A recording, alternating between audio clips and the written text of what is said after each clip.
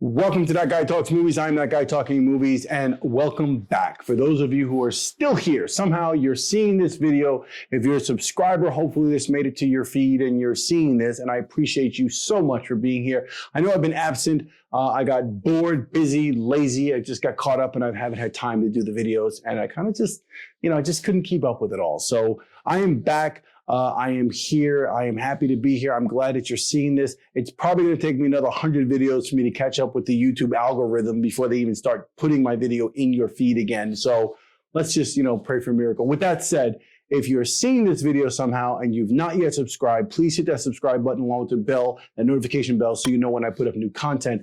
And if you've already been with me, I truly appreciate it. And definitely hit that like button. That's going to help push the algorithm along and get this whole thing fired back up again. I'm probably going to have to do, like I said, I'll probably have to do another 100 videos before this even starts to catch up to people and people start seeing me again. But while I'm here, I'm going to do the best I can to continue on the path that I had before, which is talking about movies, talking about streaming movies, television shows, mostly movies, talking about collecting 4K media, physical media. I'm a big fan of physical media, Bluray and such, Criterion Collection stuff, and all things associated with that. So if that's you and you're into that, again, hit the subscribe button, hit that like button. I truly appreciate you being here. Now, what's compelled me, what's inspired me, what's motivated me to get back in front of the camera was a film called Black Adam.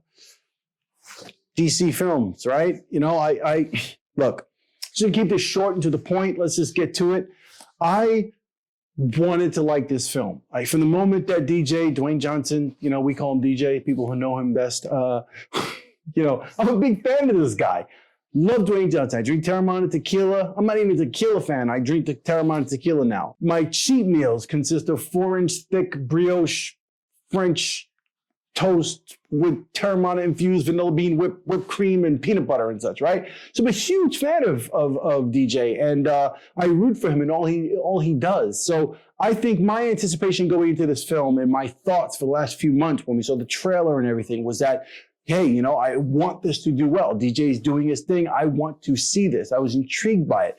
I'm not a huge comic book person, so I didn't know the whole history, Shazam and all these backstories and all this stuff with the comics of Black Adam. I didn't know it. I was just happy to see, a brother in this thing, Hawaiian brother, a man of color, a successful dude like DJ doing his thing and being a superhero. I was excited about that, okay? So that's what really got me, wanting to see this film. Now, in the back of my mind, though, the negativity kept creeping in, right? It's a DC film. Don't get too excited. Still a DC film, right? 5-10 minutes before the film even started, my 9-year-old was sitting next to me and asked me, he goes, he's not a DC film guy either. He knows that all the DC films have been terrible. So he's not a fan of those. So he said to me, you think this film's it's probably gonna be bad, right, Dad? And I said, listen, let's be optimistic. Let's just hope it's gonna be good. Let's think it's gonna be great. Let's sit here. I wanted this movie to do well. Unfortunately, no, not so. Not such a case. This is another stain on the DC film franchise thing. Like they just don't know how to do this. And I'm not going to get into tons of detail. There's no spoilers here. In fact, this video is almost over. I'm just going to tell you that this is not worth going to the theater to see. This is not something you need to go see in IMAX. This is not something where you're going to feel like you missed something if you didn't see this. You can watch this at home. You can probably watch this on a 32-inch TV in standard definition and you'd be fine.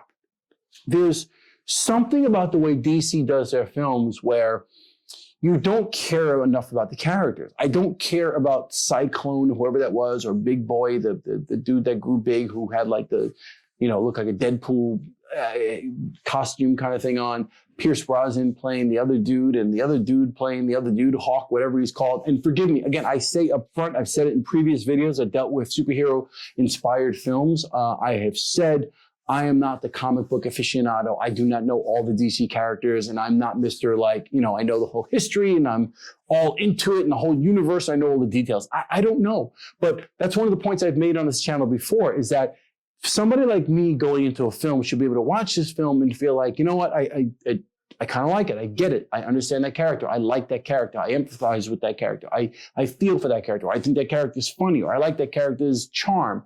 None of that is here. None of it. There's a supporting hero cast, which was the Justice Society. Apparently, From what I heard, I asked a friend about it today, and that was before it was called Justice League, and it was supposed to be before. I guess it predates the Justice League, like Wonder Woman, Batman, Aquaman, and all that, right? So I don't know. It seemed like this movie, to me, it seemed like it took place in the future. Some of the stuff that was happening and some of the bad guy stuff all seemed like it was in the future. So I don't know. I don't know. I just know that they can't make these characters work. I did not feel anything for this. I mean, the woman who plays Cyclone, I don't know her name. I'm not going to look it up. I don't care. Was gorgeous. And the lead of this film, the female lead, who is the mother of the kid in this film, is another gorgeous actress. I think it's fantastic to look at on screen. I thought DJ was okay. Not his fault. Bad scripting, no character development. Pierce Brosnan, I love as an actor. I mean, he's just terrible. Like, as far as his character in this film, I didn't get anything from him.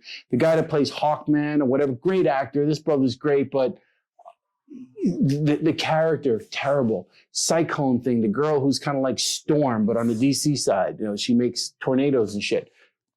Just didn't work. I didn't feel anything for it. The humor, the quips, the little lines, the sarcasm, right? The whole play on that just doesn't work. They don't know what they're doing. The special effects in DC films don't seem to work either. I feel like no matter what, I'm always looking at green screen or I'm looking at something that's very computer generated. I never feel like I'm immersed in this. Not the way the Marvel films have done. So yeah, I'm turning this into a DC versus Marvel thing. It's impossible not to do that. That's what I'm going to do. This just does not work. So if you want to see Black Adam in the theater, you want to go spend money on it, knock yourself out. If you're a DC aficionado, a real fanboy of DC, and no matter what anyone says, you're going to stick with them, go ahead, knock yourself out. I think for anybody else who's thinking about seeing this film in the theater, don't bother. Wait till it comes on streaming services and just watch it like that. You're not going to miss anything seeing it in the theater. You're just going to waste your time, and you're going to come out of there thinking, "What the hell is that?" So I hope that DC will eventually kick in. I don't know. I'm a huge fan. I'm a big Superman fan. I'm a big Batman fan. These are two of my favorite superhero characters ever. More so than any Marvel character. Superman and Batman are my two favorites. So, I'm rooting for something good to happen here, but it just hasn't happened. So, I don't know. That's my take on Black Adam. I don't want to make this a long video. I'm not going to get into all the details. Again, no spoilers here. If you want to see it, go see it. Knock yourself out. I thought it was terrible. Not DJ's fault. DJ, not your fault. It is what it is. All right. That's it for me on That Guy Talking Movies. I'm glad to be back here in front of the camera. I look forward to bringing more content. I will definitely try to keep up with this.